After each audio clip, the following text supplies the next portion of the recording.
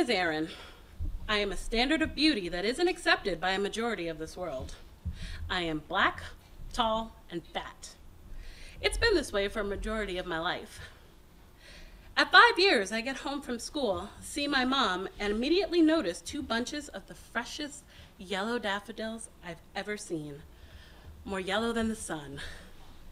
My face must have said, "What are those?" Because my mom exclaims, "Those are daffodils. Aren't they beautiful? One's for you and one's for me." Daddy brought them from work for us. Mom bends down and plops her nose into one, saying, "Mmm." I copy her. Mmm. Dad works up the hill at the correctional facility. He's a sergeant. I always imagine him sitting at his desk, just staring at the wall, bored as shit. But on this day, I imagine a coworker passing by with a bouquet of daffodils asking, "You want some?" In my imagination, my dad perks up, throws money in the air, and says, "Yes, my daughter would love this." Of course, at 5 years old, I have no idea how jobs actually work. Daddy is the first man who loves me and gives me flowers. My end goal in life is to be loved. As I grow up and the world gets more complicated, those flowers will remain my measure of what love really is. An unconditional yellow nose full of mmm. At 20, I'm given the nickname Jolly Black Giant by people who claim to be friends.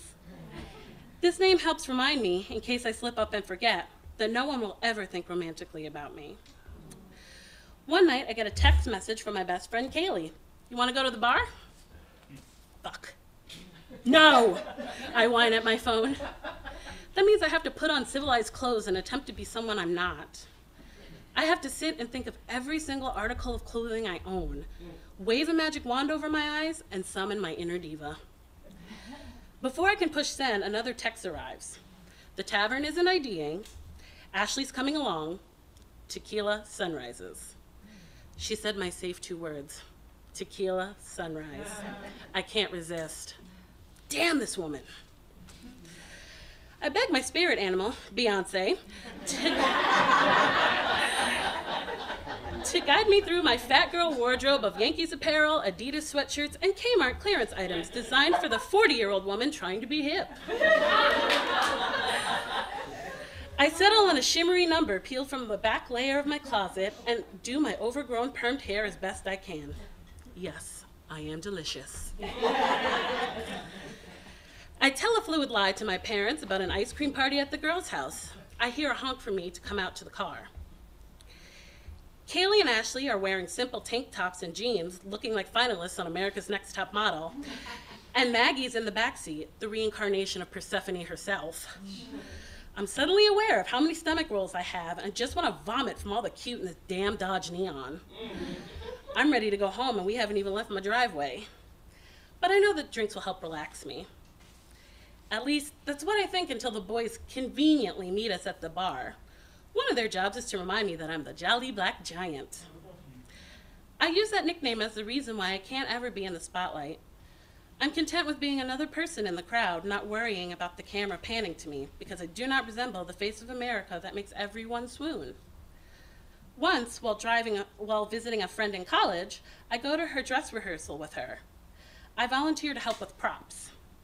I used to dream in Technicolor, and climbing the steps to the stage, I realize I still do. Instead of the spotlight filling me to the brim, it pierces me with the heat of pressure supported with the billion eyes of the audience. As I cross the stage, a heckler screams, "You're cute," and silences the house. They wait for me to respond. 2 words so strong haven't pierced me before. My response is to turn into a Marx brother and joke around, look over my shoulder and say, "Who, me?"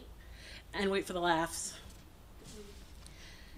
He follows me out, asking me why I didn't take his compliment. I'm thinking this gag is getting old and he's not picking up his cue of, I am my own worst enemy. I can do bad by myself. But he takes my hand and tells me his name. He forces his number onto my phone and says he'll text me. As time goes on, I realize that the reason he followed me out was because I angered him, and our relationship was some petty revenge. On a Sunday, he tells me I'm a goddess among mortals, but on Monday, I'm a fucking fat, black, Sealy-looking, nappy-headed wannabe slut. Who'd want to fuck a hefty bag full of wiggly fat, dumbass? He coos in my ear the whole time we're fooling around in his dorm room. You, I think? He is right, though. I am a dumbass. I can't even figure out that I didn't give him consent to touch me. I learned too late. I feel permanently dirty. Nothing sits right anymore. I have scars and burn marks from his drug-induced attacks. But I did get to answer the question, how many licks does a black girl have to take till she figures out she's in an abusive relationship? The answer is 3. His apologies are never coupled with flowers.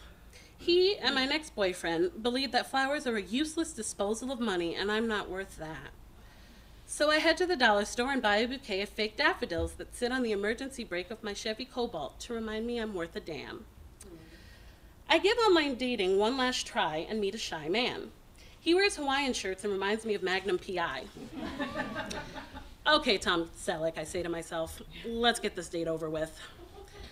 He drives me around Kingston in his convertible and asks about me, and the horror stories just start flying. I'm trying to laugh them off, but they're whipping out of me with incredible veracity. When I finally gain custody of my mouth, Tom Selleck is crying. I grab my purse to make an exit.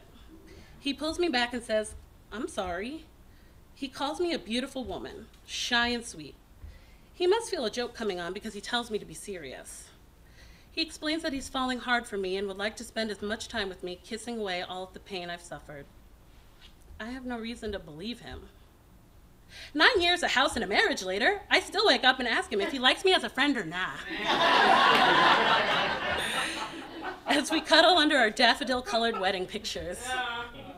He tells me just to say my mantra and to go back to bed. My name is Erin. I am a standard of beauty that isn't accepted by a majority of this world. I am black, tall, and fat. This has been this way for a majority of my life. My end goal is to be loved, and I guess I am.